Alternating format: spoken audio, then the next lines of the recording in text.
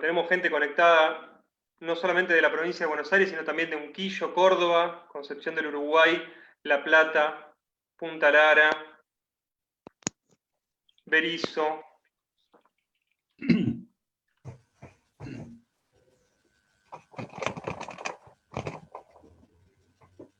Está presente la concejal Celia Zárate, del PJ de Florencio Varela.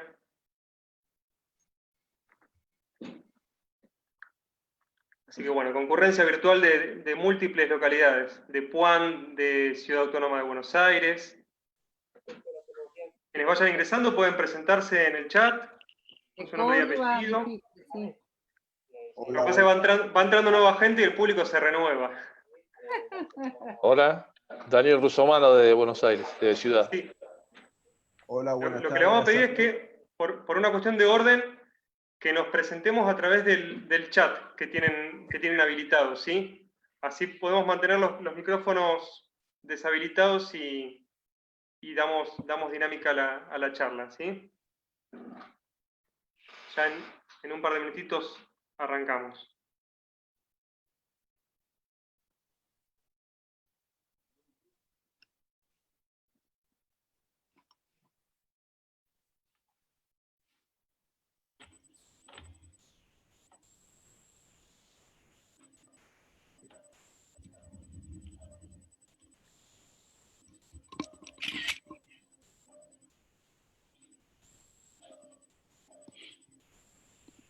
Yo y de Río Negro.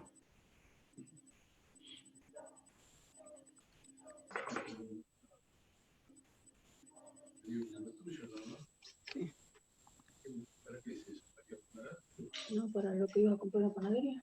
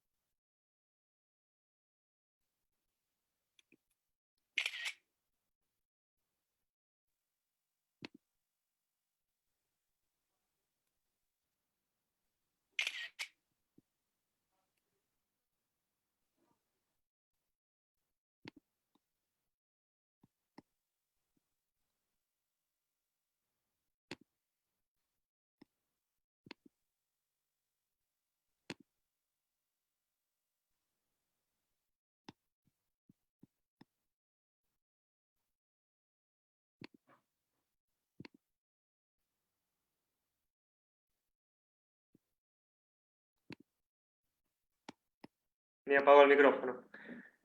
Bien, desde Ensenada, desde Río Negro, Malvinas Argentinas.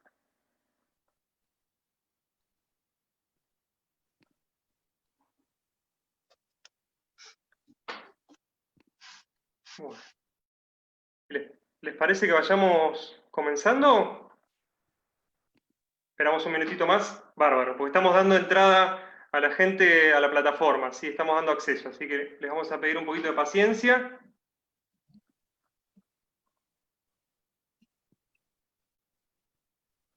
Cuando desde la operación técnica nos dé el ok, ya iniciamos.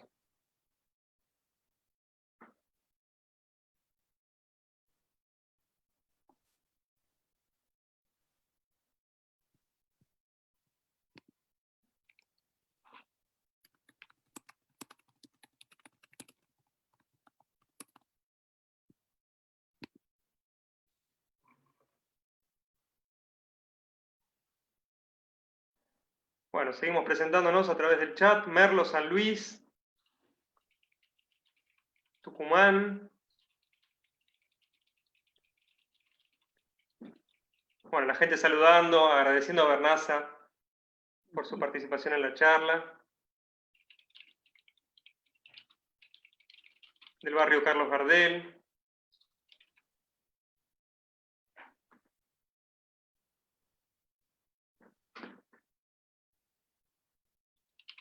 Ya estamos, Jero. Estamos, bueno, bárbaro. Débora, ¿damos comienzo entonces? Bueno, buenas tardes a todos y a todas, bienvenidos.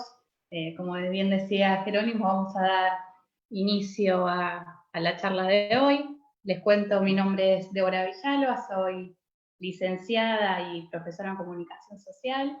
Actualmente integro el área de comunicación del instituto y también el área de desarrollo social. Y bueno, hoy junto a mi colega Jerónimo Galán vamos a estar moderando un poco este encuentro. Primero que nada quería agradecerles a todos los que se van sumando a esta iniciativa que surge desde el IPEVA como una forma de mantenernos en contacto, ¿no? En este contexto, pero sobre todo de buscar nuevas estrategias de comunicación, de interacción, frente a esta situación, bueno, que nos ha tomado por sorpresa a todos. Particularmente creo y reafirmo que no todo lo que nos trajo la pandemia es tan negativo, porque nos ha puesto frente al desafío de repensar y de reconfigurar un poco las formas que tenemos de vincularnos, algo que me parece que es sumamente positivo. Esta nueva dinámica social genera otras dinámicas que traen consigo grandes cambios, ¿no? No solo a lo que refiere en formas actitudinales, sino particularmente de pensamiento y de repensarnos constantemente. Trae también nuevas maneras de desarrollar nuestras habilidades, tanto técnicas como tecnológicas, para hacer que este mundo siga su curso de la mejor manera posible. Estamos evidentemente frente a un mundo que está cambiando constantemente y ese cambio no podemos negar hoy que está siendo mediado por la virtualidad. Y eso nos viene demostrando las grandes capacidades adaptativas que tenemos. Y la verdad es que desde IPEVA creemos que no podemos estar ajenos a estos cambios y es por eso que diseñamos esta serie de encuentros, adaptándonos a esta nueva virtualidad. La verdad es que lo que venimos buscando con estas charlas es poder generar, desarrollar, impulsar nuevas estrategias que nos invitan a la reflexión y a la planificación, que nos permitan analizar este presente para vislumbrar un futuro un poco mejor. Antes de darle la palabra a mi colega Jerónimo, quiero comentarle un poco nuevamente las pautas de participación, que principalmente son mantener silenciados todos los micrófonos para tener un espacio sin ruidos ni interrupciones indeseadas, y recordarles, como bien decía Jerónimo al inicio, que está habilitado el chat para que puedan ir ahí haciendo preguntas a nuestra invitada, que al finalizar la charla ella irá contestando. Muchas gracias a todos. Bueno, muchas gracias, Débora. Bienvenidos a todos y todas. Soy Jerónimo Galán, formo parte de la coordinación política del IPEVA y a su vez me desempeño en las áreas de formación y de comunicación del instituto. Primero que nada, agradecer a todos y todas los integrantes del IPEVA por el esfuerzo que se está llevando adelante para dar continuidad a las acciones en este contexto. Personalmente a los compañeros y compañeras del equipo de comunicación con los que venimos trabajando en la difusión de actividades, y destacar la participación de los compañeros y compañeras del espacio y fundamentalmente de la mayor autoridad del IPEVA, que es José Estefani. Hoy nos convoca una temática muy importante y que es de interés para todas y todos los que comprendemos a la función pública como una vocación de servicio, que requiere no solo de un profundo compromiso, sino también de la necesidad de pensar la gestión pública desde una mirada estratégica. Al hablar de capacidades estatales no puedo dejar de vincularlo con un reconocimiento a Carlos Matus, que es un autor de referencia para quienes desde el IPEVA buscamos promover la planificación estratégica en el marco de las políticas públicas. Y bueno, para hablar de capacidades estatales en este contexto tan particular, invitamos a quien es coautora del trabajo Evaluando en Clave Pública, guía de indicadores e instrumentos para la medición de capacidades estatales. Claudia Bernaza es ingeniera agrónoma recibida en la UNLP, maestra normal superior, magíster en Ciencias Sociales con orientación en Educación, graduada en Flaxo, y doctora en Ciencias Sociales también graduada en Flaxo. Docente de grado en la Universidad Nacional de Lanús y en la Universidad Nacional Arturo Jaureche, en carreras de posgrado en la UBA, en la Universidad Nacional de La Matanza y la Facultad Latinoamericana de Ciencias Sociales, entre otros centros de estudios, con una extensa trayectoria de militancia política y social y en la gestión pública en niveles local, provincial y nacional, en ámbitos ejecutivo y legislativo, y actualmente flamante diputada nacional del bloque del Frente de Todos. Así que bueno, en términos personales, Claudia es una persona por quien yo guardo mucho respeto y admiración porque, como mencionaba, conjuga todo este destacado recorrido en el ámbito académico con una notable carrera política y un gran compromiso social. Así que bueno, sin más preámbulos, te doy la palabra, Claudia, para que puedas comenzar. Tenés que deshabilitar el micrófono. Hola, muy buenas tardes, ¿cómo están? Un gusto, Jerónimo, Débora, compañeras y compañeros del IPEBA. Recuérdenme exactamente, recordadme, Jerónimo, la sigla IPEBA es Instituto de Planificación. Instituto de Planificación Estratégica Buenos Aires. Gracias, gracias. Que es un hijo directo, este instituto, de la agrupación La Capitana, que es una agrupación de mi ciudad, de la ciudad de La Plata. Les cuento a los que se acercan a esta charla desde otros lugares. Es una agrupación de mi ciudad, nacida al calor de la militancia juvenil universitaria, donde participa también Giselle Fernández, la hermana de nuestra querida conductora, de Cristina Fernández de Kirchner, y que fueron jóvenes que conocí, mucho más jóvenes que ahora, y que ya están haciendo su recorrido, y que nos han acompañado mucho en la Comisión de Estado y Administración Pública del Patria, así que permítanme saludar también a una cantidad de amigos y amigas que veo del Instituto Patria, que veo de la Comisión. Felicitaciones, Mari Kobrac, por comprarte una camarita. Ahí la veo a Patricia Cardo, la veo por ahí a Blanca Rosa Vía, lo veo a Alfredo Osornio, que usted también lo van a tener que invitar a charlar sobre planificación y sobre Matus. No hay nadie en Argentina que sepa más de Matus que Alfredo Osornio, así que seguramente charlará con ustedes. Y permítanme, lo sigo mirando, la veo a Alicia Ríos, bueno, cantidad de compañeros, compañeras, a Blanca que está tan lejos, a Paulita Salinas la vi por ahí, a Luis Cabello. Estoy siendo muy injusta porque no veo todas las pantallas, la veo a Cristina Catano, a Daniel Russomano, bueno, y perdónenme, en todo caso en el chat, recuérdenme, o para Alejandra Migliore, voy a decir por otro motivo, porque está Alejandra, pero digo, recuérdenme quiénes del Instituto Patria y de la Comisión de Estado están presentes, así también de alguna manera tendemos puentes entre la Comisión de Estado y el IPEBA. Pero además hay otro grupo de participantes que son trabajadores y trabajadoras del Estado de la provincia de Buenos Aires, jóvenes que saben un montón de ese Estado, que si se sabe del Estado de la provincia de Buenos Aires, listo, ya sabés de todos los estados. La veo ahí a Julián Lopardo, a María Laura Pagani, a Alejandra Migliore y a otra cantidad de trabajadores del Estado que estoy siendo muy injusta al no nombrarlos, así que otra vez, quienes sean trabajadores y trabajadoras de la Administración Pública bonaerense, háganlo saber a través del chat, porque lo mío es solo un salpicado que hago mirando pantallitas, ¿sí?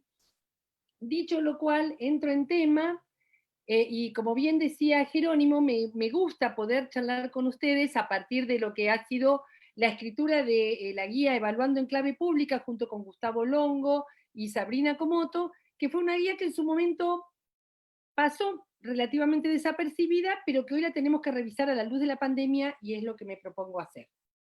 Dicho esto, digo dos cosas con las que estoy empezando todas mis charlas en este tiempo. La primera cosa que quiero decirles, este es un tiempo triste, este es un tiempo difícil. No vamos a negar la dificultad de este tiempo, porque esa negación hace mal. Y como decía alguien en alguna red que leí en estos días, estar angustiado es parte de los comportamientos humanos propios y adecuados a este tiempo. No es ni una enfermedad psicológica ni un tema para hacer bandera mediática. Son los tiempos que nos toca vivir. Este es un tiempo difícil. Y lo segundo que siempre digo, muy ligado al anterior, y en esto creo que me diferencio claramente del señor Viñaski, este no es un tiempo suspendido, no es un tiempo de parálisis, es un tiempo que nos desafía, es un tiempo donde nuestra inteligencia se tiene que duplicar y triplicar porque necesitamos inteligencia estratégica para transitarlo. Es un tiempo de vida, de vida que tenemos que vivir, de vida donde tenemos que gestionar, hacer gestión pública, social, privada y gestión afectiva, gestión de nuestros afectos, por pantallas o por la manera que sea. Así que no es un tiempo suspendido. Así que por eso también felicitaciones por abrir estas pantallas y estas charlas. Hechas estas dos aclaraciones, vamos al tema que nos ocupa. Lo primero que les quiero comentar es que el método que voy a utilizar para charlar con ustedes es revisar si los indicadores que en su momento pensamos que eran propios de la capacidad estatal, son indicadores que todavía siguen vigentes o hay que agregarles algo o corregirlos un poco. El primer indicador de capacidad estatal que nosotros poníamos en juego, y esto era una respuesta a manuales del periodo, sobre todo de los primeros años del 2000, manuales que había sacado el PNUD, donde estaba muy de moda el enfoque de la nueva gerencia pública, el primer indicador hace alusión a la política. Todo Estado se mueve por un proyecto político. Este es el centro de la escena estatal. Todo Estado nace por un proyecto político, nace con conflicto, con sangre. Toda constitución está escrita sobre los cuerpos de nuestros mártires y nuestros próceres. Toda constitución se escribe con sangre, se escribe en el conflicto y finalmente define, proyecta hacia el futuro un proyecto político, un sueño político, una utopía.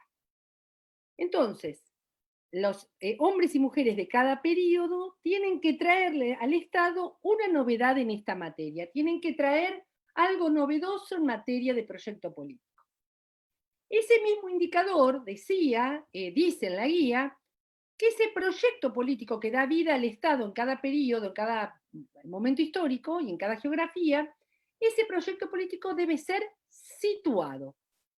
Se tiene que situar en su tiempo. Podrá traer dogmas, doctrinas, preceptos amasados a lo largo del tiempo, por la palabra que nos han legado nuestros dirigentes, por los libros y las constituciones que hemos sabido escribir en otros periodos, pero todo proyecto es situado, lee la realidad de su tiempo, por supuesto que a la luz de estas ideas amasadas a lo largo de la historia.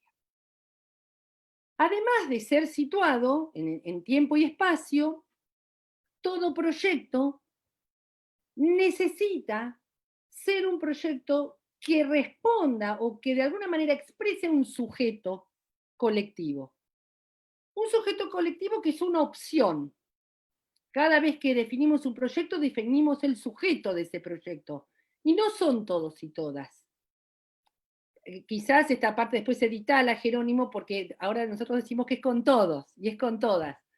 Seguro que estamos más amplios, seguro que hay una preocupación por el conjunto de la ciudadanía, pero nosotros nos dirigimos a un sujeto muy específico que en este momento seguramente sigue teniendo que ver con nuestras tradiciones y es el sujeto trabajador, pero sobre todo el sujeto postergado de los anclajes sociales. Así que por ahí andamos. Digamos, este primer indicador, si ustedes me permiten, supera la pandemia, o sea, soporta la pandemia, no pierde vigencia por la pandemia. ¿Está? Obviamente, Alberto y Axel y todos los equipos que trabajamos durante la campaña en la plataforma, no teníamos idea de lo que se venía.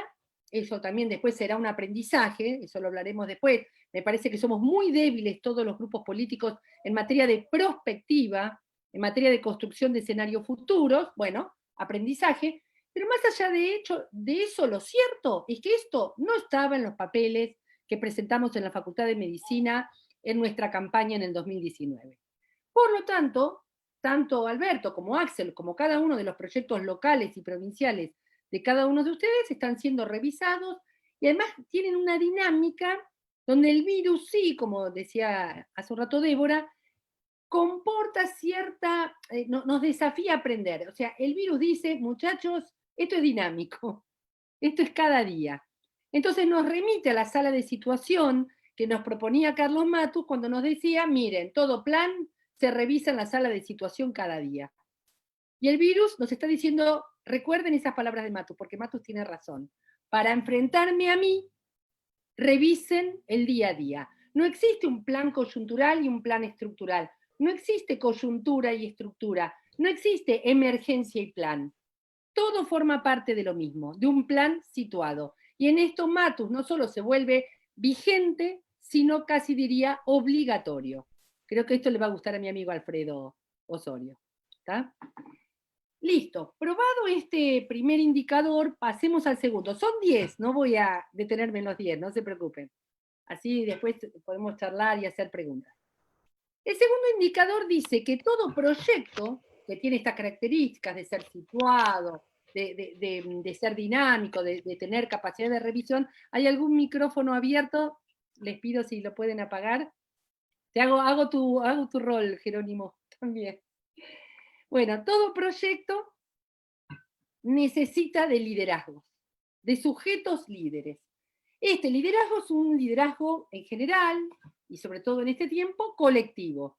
O sea, tiene que haber un sujeto social que diga es por acá, que nos anime, que nos convoque y que en definitiva nos enamore.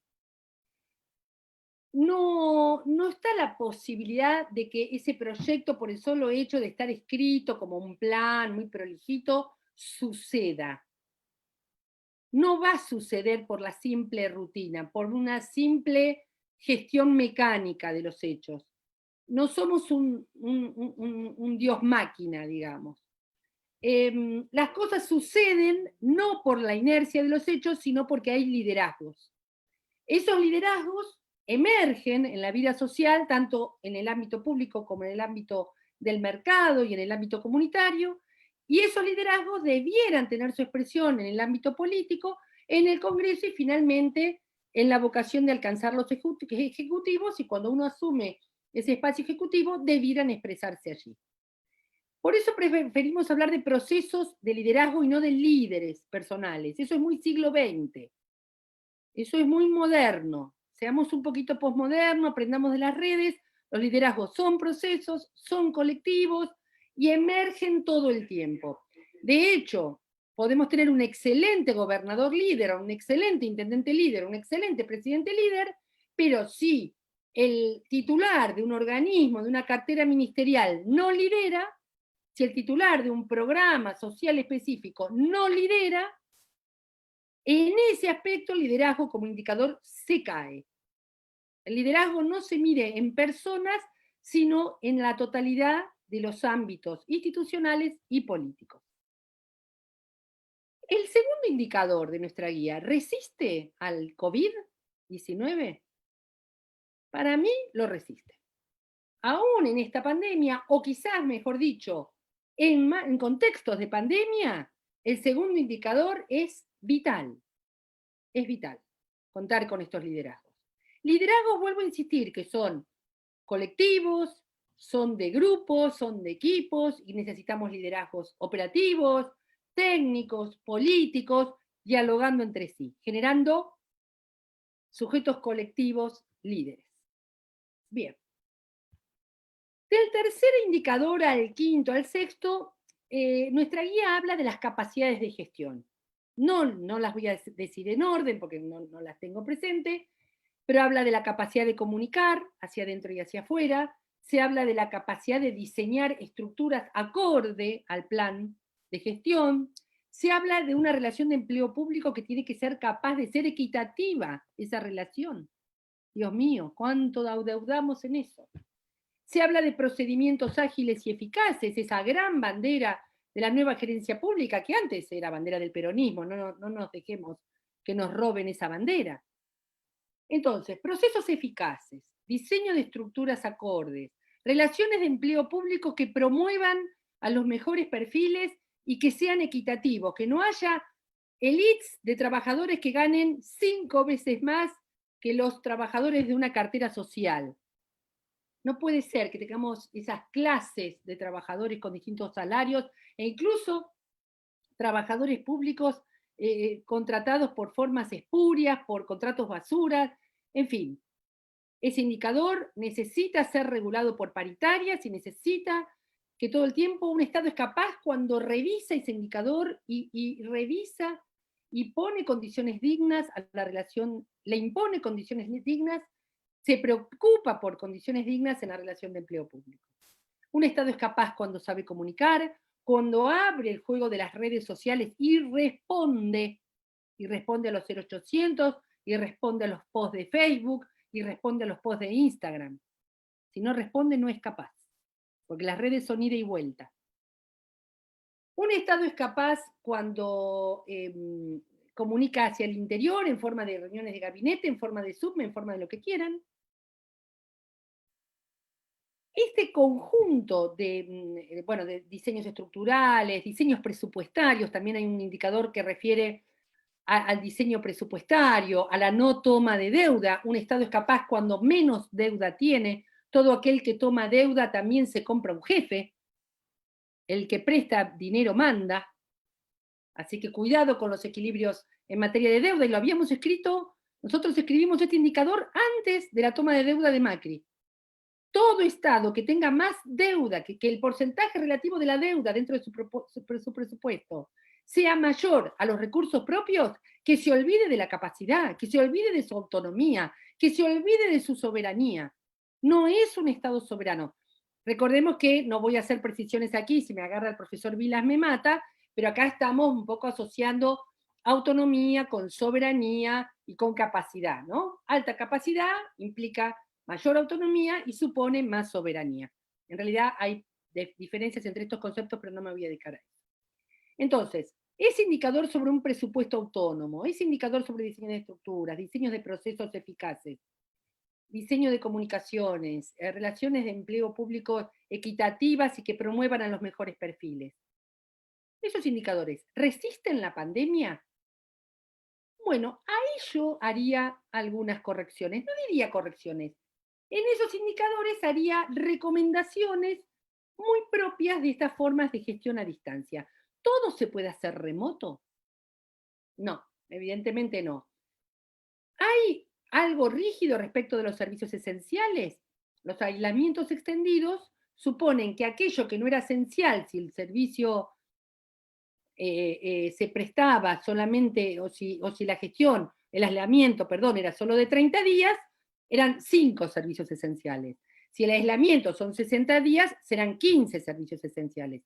Si el aislamiento es más de 60 días, habrá más servicios esenciales. Como diputada tuve que ir a cerrar mi caso en la justicia referido a las suplencias de mi lista y no me aceptaron los papeles en la justicia.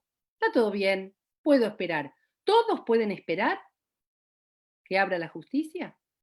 Entonces, me parece que allí hay ajustes que hacer en estos indicadores, y espero que las preguntas aparezcan, referidos a cómo es evidente que los servicios remotos sirven para determinados casos, pero hay otros casos donde la gestión persona a persona necesita que tengamos creatividad para resguardarnos, pero al mismo tiempo brindarlos.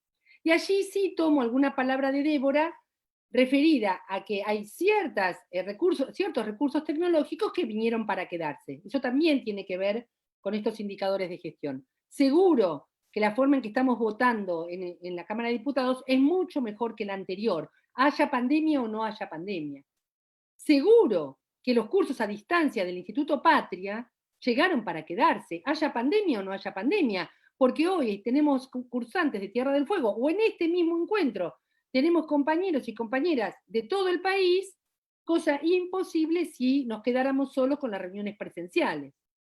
O sea, es evidente que esto nos trajo aprendizajes y esto tiene que corregir nuestra idea de cómo gestiona el Estado. También me gustaría que la despapelización o la desburocratización del Estado no le dejemos esa bandera a Cambiemos. Porque Cambiemos hizo de eso una bandera, nos mejoró en materia de gestiones telemáticas, pero claro, hizo de eso un negocio. El GEDE, el GEDEVA, son negocios de privados. Les recomiendo que lean los artículos que sobre esa materia hizo Julián Lopardo, y que están disponibles tanto en mi página, claudiabernaza.com.ar, como en Equipos por el Proyecto Nacional.com.ar, donde allí ustedes pueden ver que está todo bien. Creemos que, en el Observatorio del Estado Provincial y en el Observatorio del Estado Nacional, hicimos escritos donde demostrábamos que era verdad, que ellos estaban despapelizando, pero que también era verdad que de eso hacían un gran negocio. Ahora, ¿vamos a dejar que lo tecnológico sea solo patrimonio de la nueva gerencia pública? ¿O los peronistas definitivamente vamos a aprender a usar la tecnología en favor de los mandatos populares, en favor de las gestiones nacionales y populares? ¿A qué le tenemos miedo? ¿A que nos critiquen porque usamos un iPhone? Digo, obviamente vamos a ir por el software libre, pero lo que estoy diciendo es que a veces tanto hablamos del territorio, tanto hablamos del barrio, tanto hablamos de estar en el barrio, y con eso a veces psicopateamos a nuestros compañeros y compañeras que se dedican más a lo tecnológico, cuando en realidad son nuestros grandes aliados. Hoy la ANSES o la FIP no podrían hacer la tarea que hacen si no hubiera recursos tecnológicos. De hecho, uno de mis primeros proyectos, o un proyecto que presenté ayer, es de reconocimiento a los trabajadores de las telecomunicaciones que hacen posible que hoy estemos charlando aquí. Y finalmente la guía, y yo con esto voy terminando, Jerónimo, no sé cómo estoy de tiempo, voy por mis últimos minutos y en todo caso abramos el diálogo. Finalmente hay un conjunto de indicadores, ya sé, me faltan 2 grupos de indicadores, conjunto de indicadores que hacen a la interestatalidad o al diálogo del Estado, de las administraciones, con otras administraciones públicas, con las organizaciones comunitarias, con los actores del mercado, y que vamos a decir, y esto dice nuestro indicador, que un Estado es capaz cuanto más relaciones entabla y cuantos más concertaciones logra. Pero aclaramos también que esas concertaciones y esos diálogos interestatales y con los actores del ámbito social y del ámbito económico, en esas relaciones que entable, esas relaciones son importantes en tanto y cuanto no le quiten soberanía, no le quiten capacidad de decisión, no lo condicionen al ámbito público. En ese aspecto, me gusta siempre dar el ejemplo de un intendente que tiene en su territorio un puerto o un parque nacional, que tiene en su territorio una delegación de ANSES. Es evidente que necesita un diálogo permanente allí. Obvio que un intendente va a querer poner él, el delegado de ANSES o el delegado de PAMI. Los intendentes no necesitan tomar esta charla, la tienen re clara cómo jugar el juego de la soberanía sobre el territorio, ¿no? Estos indicadores referidos a la interestatalidad y a la concertación con actores sociales y de mercado, ¿estos indicadores soportan, resisten la pandemia? Sí, la resisten. Casi les diría que son mucho más importantes de tener fortaleza, de que sean indicadores fuertes en tiempos de pandemia.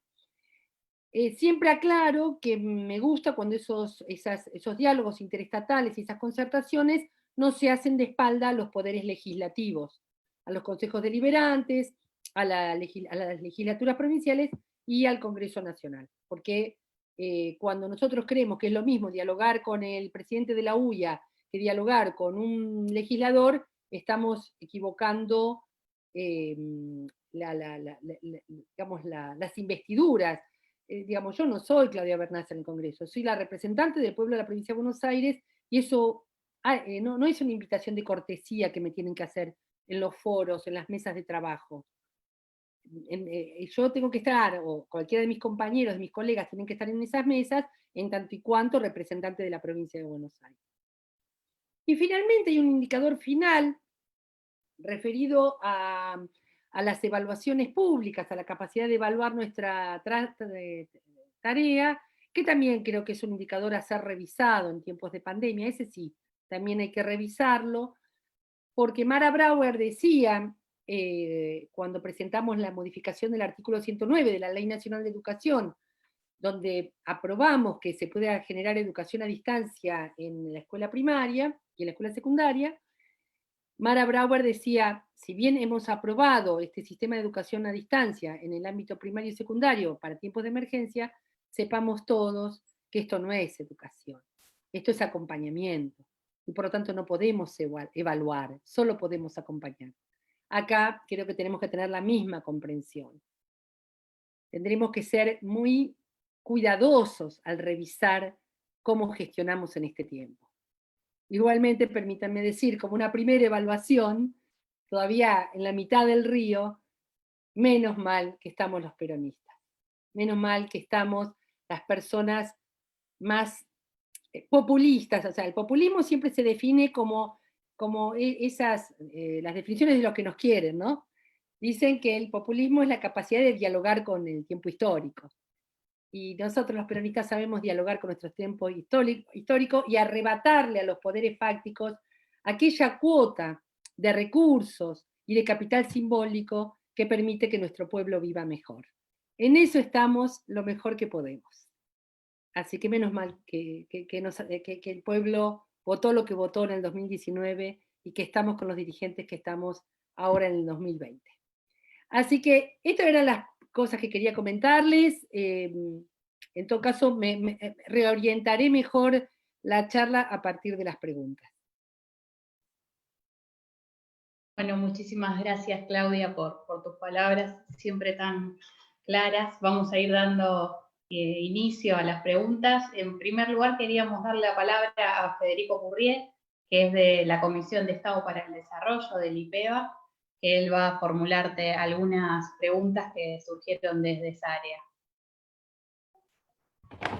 Hola. Perdóname, Fede, perdóname un minutito antes de seguir. Respecto de estos últimos indicadores referidos a la participación, les recomiendo los escritos de María Laura Pagani, que está ahora presente, que es una compañera especialista en el tema. Y respecto del diseño de estructuras, les recomiendo los escritos y los comentarios de Patricia Rodrigo y Alejandra Migliore, que también la veo por ahí. Perdón. Adelante, Fede. Bien, como decía la compañera, ante todo buenas tardes a todos y a todas. Muchas gracias por la posibilidad de la participación y por la deferencia de estar con nosotros en esta tarde.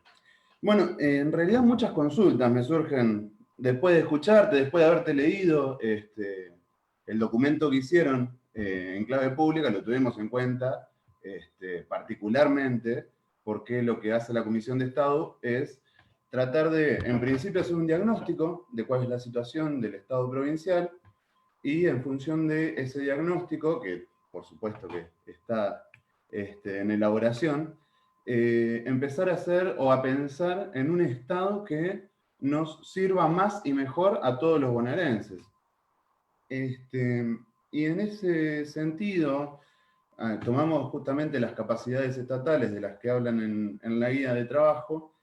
Me surgen muchas consultas. Por un lado, el tema de la evaluación de políticas públicas, que lo considero particularmente importante y fue siempre, o históricamente, soslayado en la importancia que debería tener, siendo que la evaluación pública debería apuntarnos a indicar desvíos, a darnos la posibilidad de corregir las políticas públicas, de ver si efectivamente tenemos el alcance que originalmente planeamos, etc.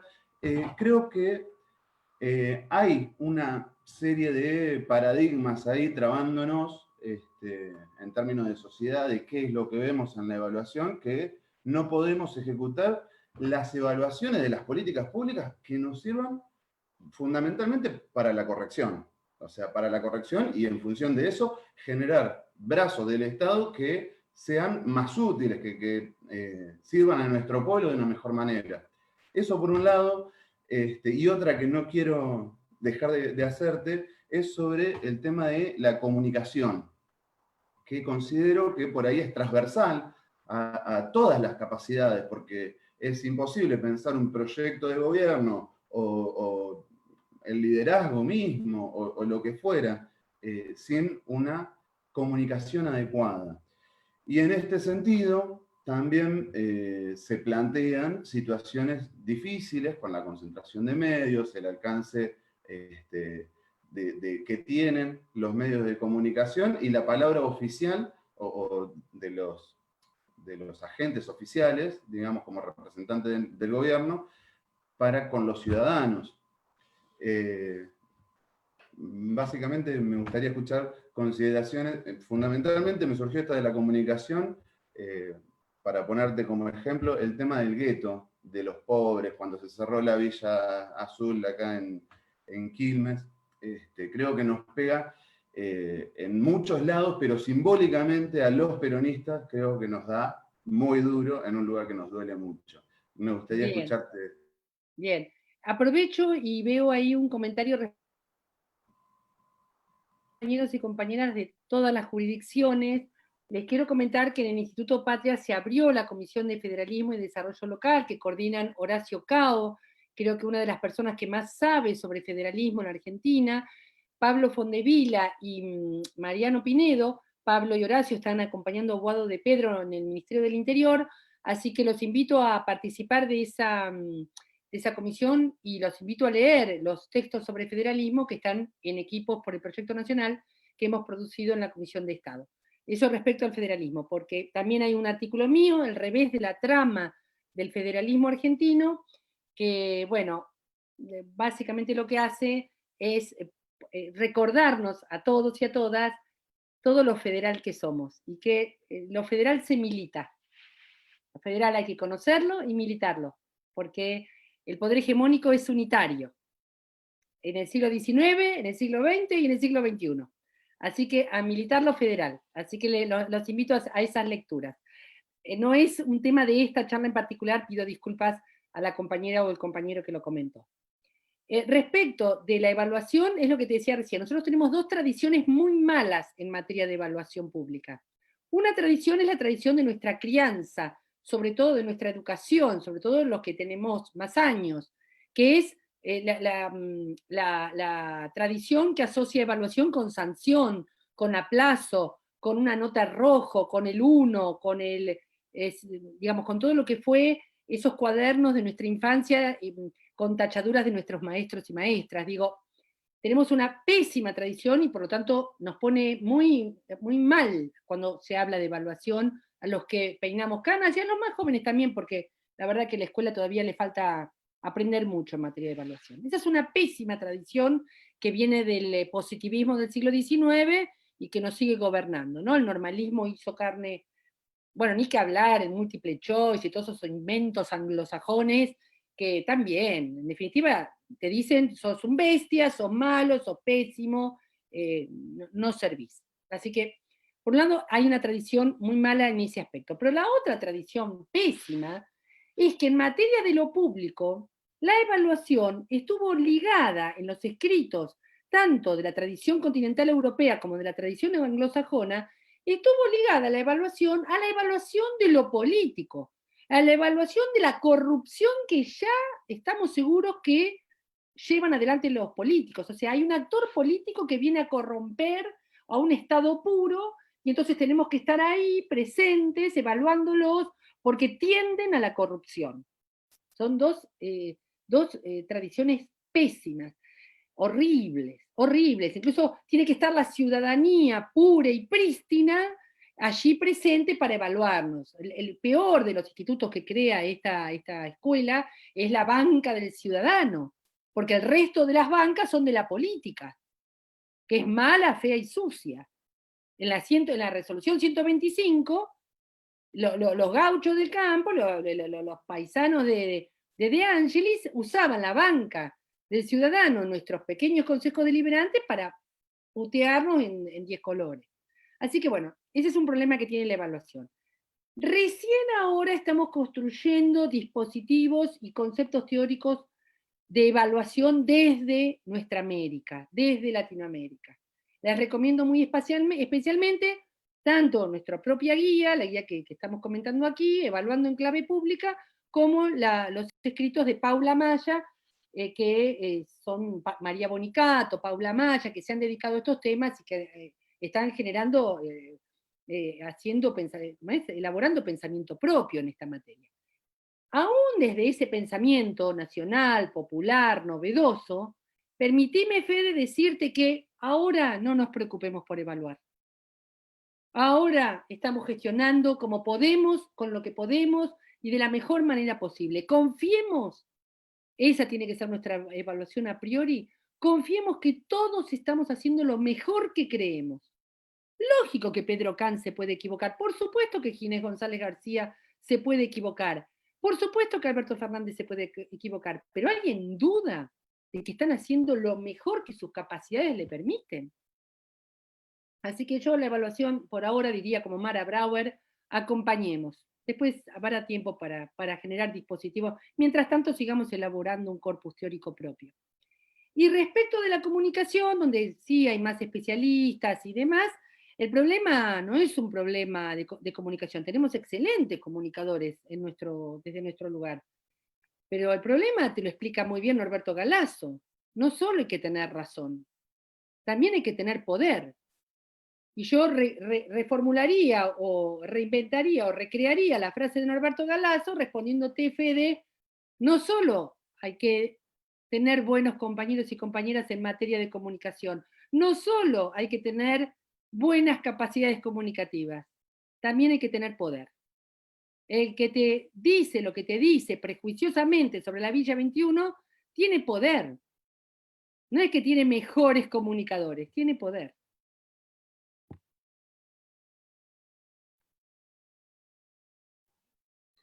Bien, te leo algunas otras preguntas, Claudia, que van surgiendo acá en el chat.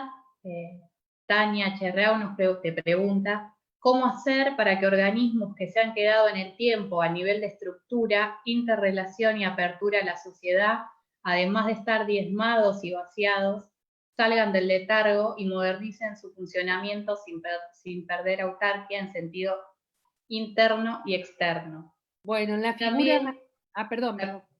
No, te quería mencionar otro comentario que nos hace Alfredo, que dice, brillante tu exposición, sin peros, Claudia. Tiene particular importancia también la mención de la prospectiva, dado que es necesario definir el futuro deseado complementariamente de la planificación estratégica. Bien, bien. En primer lugar, sí, gracias Alfredo por reafirmar la poca importancia que le dimos a la prospectiva. Me incluyo. La prospectiva no solo para diseñar el futuro que queremos, sino y fundamentalmente para tener previstos los escenarios pandémicos, los escenarios nucleares, los escenarios de contaminación, los escenarios ambientales. La normalidad que teníamos era una normalidad que nos llevaba al tacho. Esto es evidente, así que gracias por mencionar que la prospectiva vuelve, por lo menos para mí, vuelve a un primer lugar en la escena.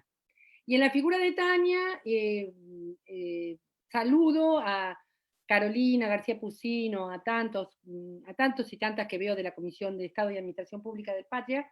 Gracias por acompañarme aquí. Siempre es lindo sentir hinchada propia. me gusta mucho cómo nos acompañamos. Y respecto de lo que decía justamente Carolina en materia de diseño estructural, quiero hacer una aclaración metodológica. De los 10 indicadores de la guía, el orden de los factores sí altera el producto.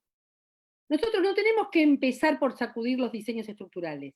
Tenemos que empezar por tener proyecto, indicador 1, y liderazgo, indicador 2. Lo demás se ordena. La estructura que está no me sirve, mientras voy ordenando pongo coordinadores. Los coordinadores que están son del macrismo, los dejo de lado mientras voy viendo cómo los saco de escena y vuelvo a las estructuras anteriores. O sea, es el liderazgo el que define la estructura, no al revés. Liderazgo y proyecto condicionan y ordenan presupuesto, relación de empleo público, comunicación y diseño estructural. Entonces no nos preocupemos por el diseño estructural, no nos preocupemos por el presupuesto, dicho provocativamente, ¿no? No nos preocupemos por los procedimientos, preocupémonos por tener un buen proyecto con objetivos claros y líderes buenos líderes gestores que van a poder ordenar todo. Y cuando digo líderes, digo sujetos colectivos líderes. Llevémonos los mejores a los equipos de liderazgo, a los equipos de gestión que van a conducir la gestión. Esos equipos van a ordenar la estructura, van a ordenar la paritaria, van a ir llevando esa relación de empleo público a lo más equitativo. Yo lo primero que hago cuando llego a un lugar a gestionar es pedir la planilla de personal, ver cuánto gana cada uno, ver cuántos son los que están con un contrato temporario ¿Hace 10 años o cuántos son los que están con un contrato basura que está durando más de 5 años? Es lo primero que hago. Pero lo hago ¿por qué? Lo hago porque quiero ejercer, tengo vocación de liderazgo de la gestión. No es un dato menor que está pasando con la estructura que voy a gobernar, que voy a conducir, o con el personal que voy a conducir. Entonces, esa pregunta, mi respuesta es, preocupémonos por buenos proyectos y buenos liderazgos, que todo lo demás se ordena andando el carro, con un buen proyecto y con un buen conductor del carro, se ordenan los melones. Bien. Claudia, pregunta Raúl, ¿qué acciones podemos emprender para aproximar virtualidad y conectividad para la provincia?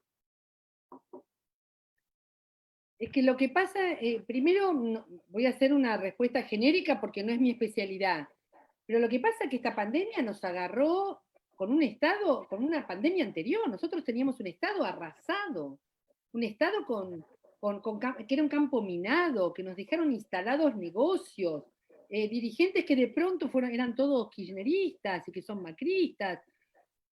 La verdad que yo no quisiera estar en los zapatos del gobernador de mi provincia, ni en los zapatos de nuestro presidente. Son estados muy debilitados previo a la pandemia. Y la conectividad sigue el mismo camino. La conectividad era la que teníamos, la que podíamos. Piensen cuántos proyectos referidos a la conectividad, a los satélites propios, a los satélites soberanos, se interrumpieron durante el macrismo.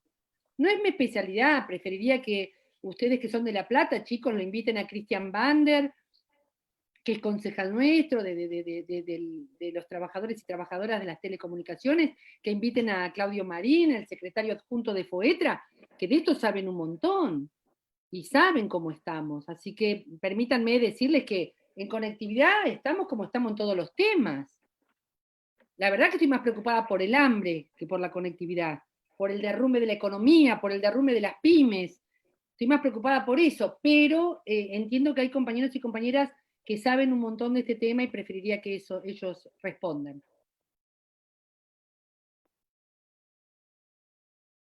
Bien, acá Oscar Michelot te pregunta a vos, ¿cómo ves la política pública en la ciudad perfecta?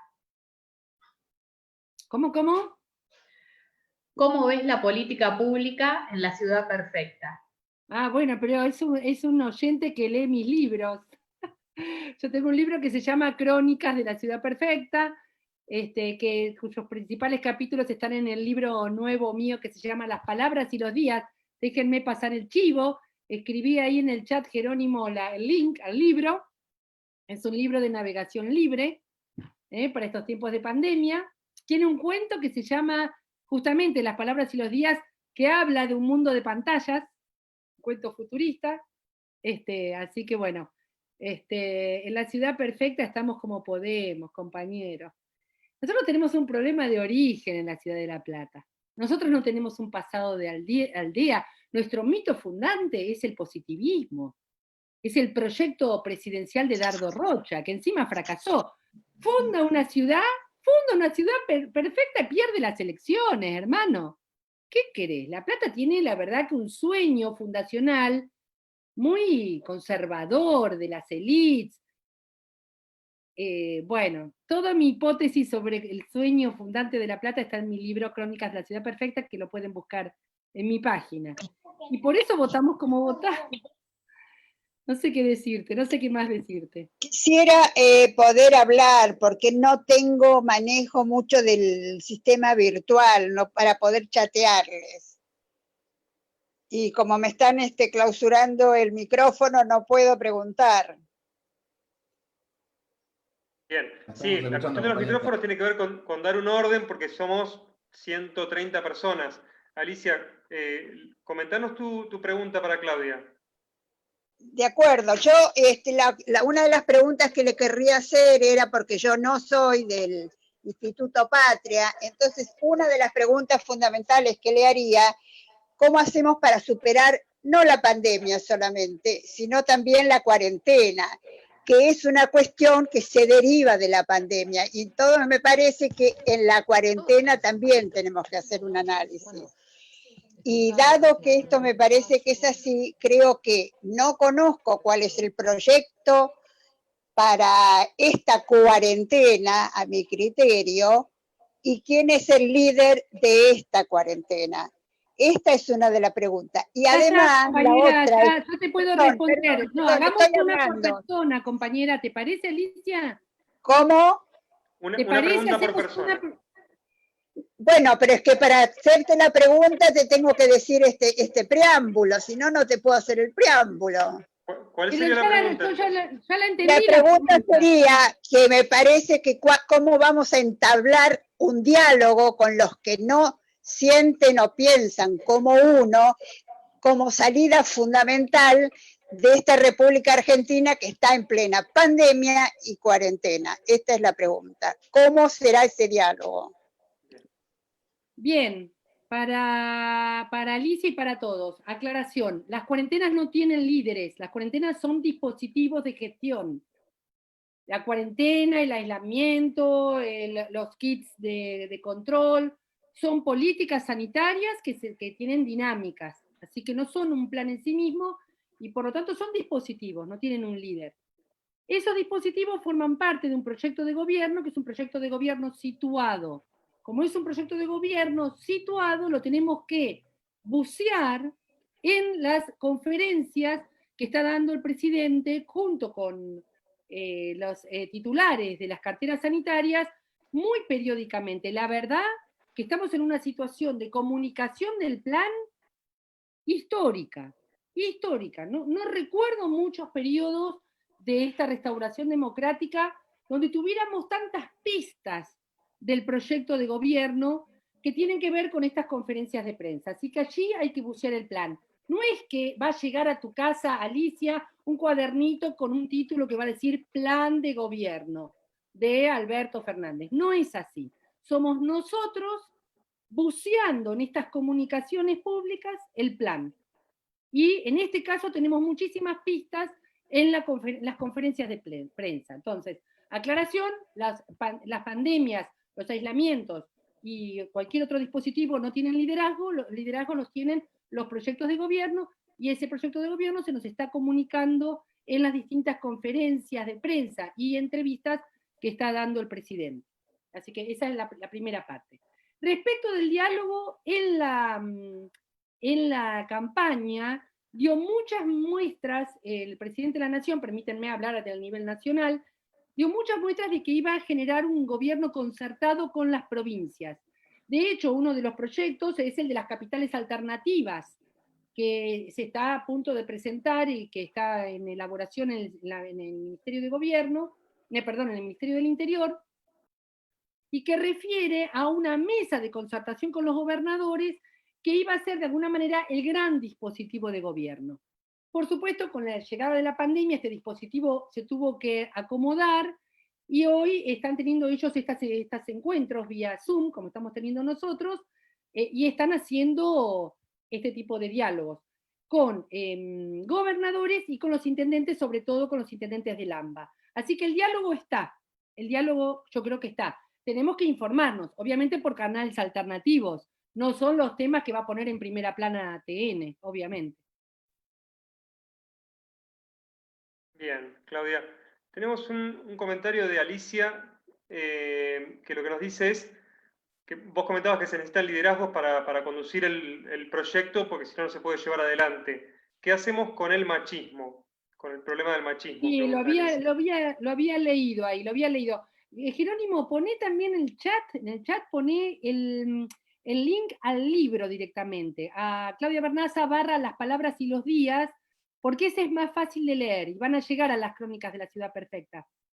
Es más fácil que el que pusiste. Para poner Perdón, el libro. creo que están agregados los dos links. Ahora lo voy a chequear. Ah, bueno. Porque soy mi agente de prensa, soy mi agente literaria. Está bien. Bueno, no, muy buena esa pregunta. Nosotros estamos absolutamente cruzados por una cultura patriarcal que es incluso mucho más antigua que el capitalismo. El capitalismo tiene, podemos decir, 400 años, 300 años en su etapa madura, 200 años en su etapa más que todos los autores coinciden. 100 años en su etapa de alcanzar su cenit. Bueno, el patriarcado tiene 7.000 años.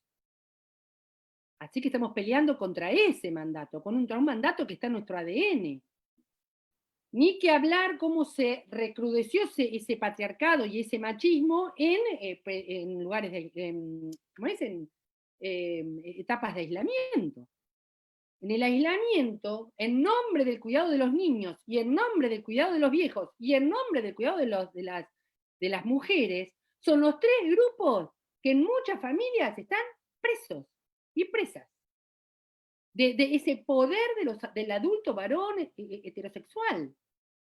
Así que la verdad, y bueno, Estela Díaz lo decía muy bien en algún reportaje de este último tiempo, nuestra ministra de las Mujeres aquí en Provincia de Buenos Aires, decía muy bien, todos los delitos bajaron, los accidentes de tránsito se derrumbaron, los delitos de carterismo y los delitos menores de la calle bajaron abruptamente, y el único delito que crece es el femicidio y la violencia doméstica, la violencia contra las mujeres. Es terrible. Y permítanme agregar la violencia contra los pibes y las pibas también, contra los chicos. Una violencia muchas veces adornada de educación, barnizada de que le estoy dando una indicación. El recuerdo, pensemos qué recuerdo le quedará, qué marcas quedarán en nuestros chicos y chicas de este tiempo, ¿no? Así que sí, estamos en un problema, estamos en un problema. Hay fotos de nuestro propio gobierno que me preocupan muchísimo. En la pelea que tuve que dar yo para asumir mi banca, porque me iban a saltear en nombre de que varón se reemplazaba por varón, mujer por mujer, por la ley de paridad, cuando la rotación de varones a puestos del Ejecutivo es mucho mayor que el de las mujeres. En ese aspecto, sigan a Vilma Ibarra, que es el mejor observatorio de machismo de nuestro gobierno, siendo ella funcionaria de gobierno, y estemos atentos y atentas todas. Es una larga marcha de las mujeres, y este es un tiempo de retroceso en esa materia.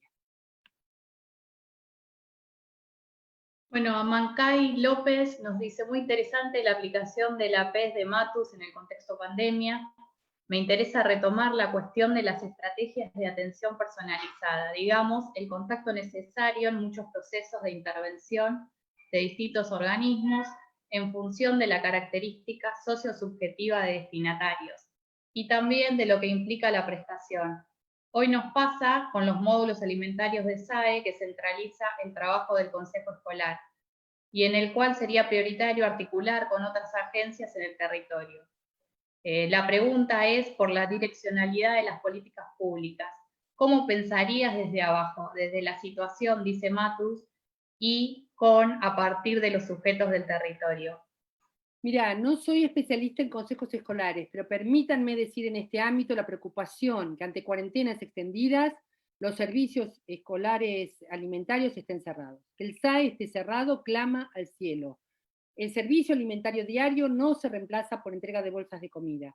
Y allí, si los consejos escolares algo deben hacer, es escuchar a las organizaciones comunitarias y a los clubes de barrio que sus comedores comunitarios están reclamando, por favor, que vuelvan a abrir las cocinas de las escuelas. No voy a decir mucho más porque no es mi especialidad, pero sí, claramente, los consejos escolares son el lugar del encuentro, no casualmente es el único ámbito del Poder Ejecutivo Provincial al que se accede por voto popular, así que tienen una gran responsabilidad de diálogo con otros y otras en territorio. Les pediría que dialoguen con los comedores abiertos de los ámbitos sociales, por favor. Estamos en el horno, lo digo desde mi pertenencia a uno de ellos, estamos en el horno con los servicios alimentarios escolares cerrados. En una cuarentena corta, todo bien, en una cuarentena larga, estamos en problemas. Y voy a, si me permiten, responder 2 preguntas que leí en el chat, rápidamente, porque si te parece, Débora, iríamos cerrando, salvo que tengas alguna más, pero respondo rápidamente a 2. Alguien de Río Negro me dice, ¿qué pasa con los liderazgos que no llegan los y las mejores? Le voy a responder al compañero o compañera de Río Negro con Maquiavelo, si me permiten. Siempre llegan los mejores. Cuidado con el concepto de mejores. Siempre llegan los mejores. El que llega puso en juego alguna picardía por la cual llegó y que vos no tuviste. Yo llegué hasta donde llegué. ¿Qué voy a culpar? ¿A otros porque no soy la presidenta porque no soy la jefa de bloque? ¿Voy a culpar a otros porque no soy la presidenta de la Cámara de Diputados de la Nación? ¿Voy a culpar a otros porque nadie me acompañó para ser intendenta de mi ciudad? Como dice Carlos Matus en Adiós, señor presidente, el problema no fue Pinochet. El problema fue la inteligencia estratégica que nosotros no tuvimos.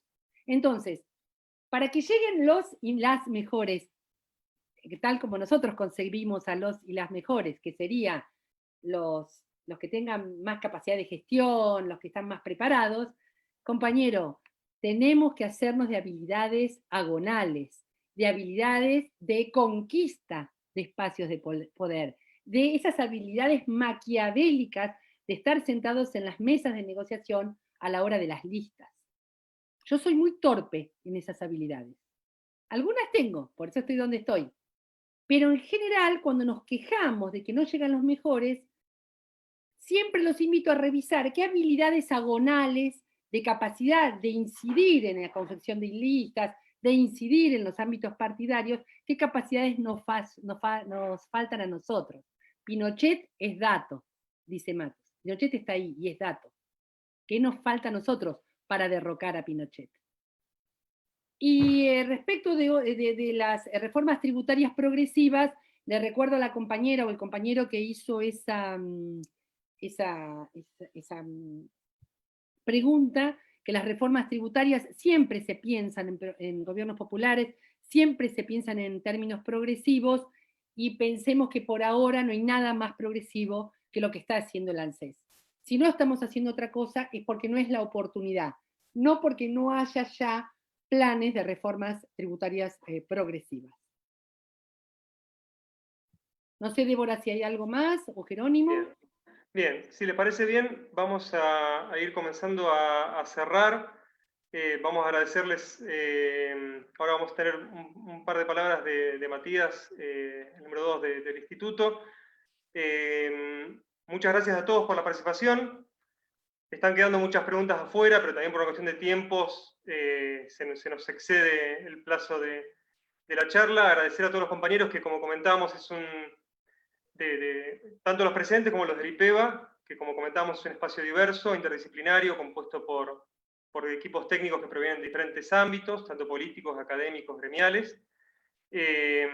Especialmente también, por supuesto que a Claudia Bernaza, por su extraordinaria exposición, también a Claudia Burgos, que es la compañera que estuvo operando y que siempre trabaja incansablemente para poder dar impulso al trabajo que realizamos desde el IPEVA. Le voy a dar la palabra para que comente unas palabras a Matías Cauvet. ¿Estás por ahí, Matías? Perdón, antes que hable Matías, yo después voy a cerrar, Jero. Sí, te damos la palabra nuevamente como para que cierres, Claudia. Dale, así cierro. Un saludo muy especial a Silvia Vega Newbery, que está por ahí escuchando. Es la compañera que más sabe sobre políticas educativas, que más sabe sobre consejos escolares. Yo debo haber metido muchísimo la pata cuando hablé de eso, así que ahí tienen una compañera a quien preguntarle. También está Cristina Catano, que sabe mucho más que yo sobre el tema. Y respecto de lo que dice el compañero de Torkins, cómo a veces nuestras políticas públicas las capitalizan gobiernos de Cambiemos en los distintos distritos, le aclaro que ahí otra vez me remito a Maquiavelo. ¿Sabés la cantidad de compañeros de municipios que me han llamado para poder estar presentes en la entrega de tarjetas alimentar y que yo he podido gestionar que ellos estén presentes en ese momento y que no son gobierno? Así que a tener celulares nuestros, a hacerse de nuestros celulares, llamarnos y decirnos, che, Arroyo está viniendo, fulano está viniendo al distrito, avísale que también estemos nosotros en la entrega. Política agonal, compañeros, picardía. Perdón, con eso cierro. Matías Cauvet, ¿estás por ahí? ¿Tiene habilitado el micrófono? Hola. ¿Cómo están? Hola, Jero, hola, Claudia. Hola, Débora. ¿Cómo están? Bueno, quiero no mucho más para decir a lo que ya se viene mencionando, simplemente agradecer. La verdad que venimos en este ciclo de charlas del instituto que viene siendo bastante grande, le quedan muchas charlas por delante, como ya han mencionado, Esta ha sido una de las, y si acá, corríjame si me equivoco, creo que es la charla que ha tenido una mayor convocatoria. 130 personas hemos llegado a ver acá en el chat. Habla muy bien, obviamente, de la capacidad de convocatoria, digamos, de tuya, Claudia, digamos, de tu recorrido, tu trayectoria. Creo que mucha gente está muy interesada siempre en escuchar aquello que tenés para decir. También habla muy bien de la convocatoria del instituto y de compañeros y compañeras que siempre están con voluntad de informarse y de aprender, sobre todo en este contexto tan particular. Y bueno, no, en ese marco, bueno, agradecer a todos y todas las presentes, bueno, particularmente obviamente a vos, Claudia. ¿Qué decir? Digamos, yo creo que hay algunos compañeros y compañeras que tienen esa cualidad de generar una síntesis entre operatividad, entre el pensar en términos operativos y concretos, pero también de reflexionar, y yo creo que eso es una gran cualidad tuya, digamos, que has siempre tenido de pensar en términos operativos. Vaya, si me acuerdo en la Comisión de Estado del Patria, si se han hecho operativas esas reuniones, gracias a cómo has ordenado y cómo has estructurado siempre el funcionamiento de la comisión, lo cual ha sido siempre algo destacable. Pero por otro lado, esa capacidad de pensar, de reflexionar, siempre nos hemos formado con tus libros. Ahí mandé el chat del último libro. Soy mi agente literaria. Exactamente. No, bueno, digamos, creo que siempre escucharte es un verdadero lujo, esa capacidad de síntesis que tenés de construirte, digamos, en torno a esos dos ámbitos, la operatividad y la reflexividad al mismo tiempo. Creo que es una cualidad excepcional, por lo cual siempre es un placer escucharte, y bueno, desde el instituto estamos muy agradecidos por esta charla y por las palabras que nos has dejado. Y bueno, así que muchísimas gracias. Avisá, Matías, si queda grabada esta charla, ahí están preguntando. Estamos grabando a través, sí, a la gente que está conectada por este medio, se suma la gente que nos está viendo a través de Facebook, y una vez que termine la transmisión, va a estar disponible en el Facebook del IPEBA, que es @IPEBAOK. Van a poder encontrar todo el video de la charla por si quieren verlo de nuevo, por si entraron un poquito más tarde, así que eso va a estar disponible, ¿sí? No sé si querés comentarnos algo más, Claudia. Mira, lo que estoy haciendo ahora, lo voy a poner ahora mismo en el chat. Espérame que estoy poniendo el link a Evaluando en Clave Pública para que lo tengan también para el libro. Es un libro de Flaxo. A ver si lo puse. Sí, ahí está. Ahí lo mandé. Así que no, es siempre un gusto, chicos. Para mí, ustedes son la generación que se viene.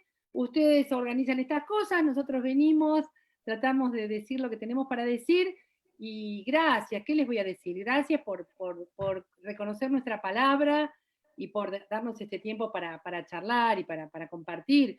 Pido disculpas en nombre de los chicos de que no pudimos charlar todos, pero bueno, la verdad que el chat también tiene su belleza. Yo a veces miro las pantallitas, pero también me encanta ver el chat, porque se dicen cosas bellísimas, así que muy agradecida por todas estas palabras tan lindas que están diciendo aquí en el chat. Así que no, gracias chicos, un placer como siempre charlar con ustedes. Bárbaro, Claudia, bueno, muchísimas gracias, y recuerden que la próxima semana vamos a continuar realizando charlas, vamos a tener un eje dedicado específicamente a hidráulica, así que ya en breve pueden encontrar el link como para inscribirse, ¿sí? Bueno, muchas gracias a todos y a todas, muchas gracias Claudia y al equipo que estuvo trabajando en esto. Nos vemos. Nos vemos.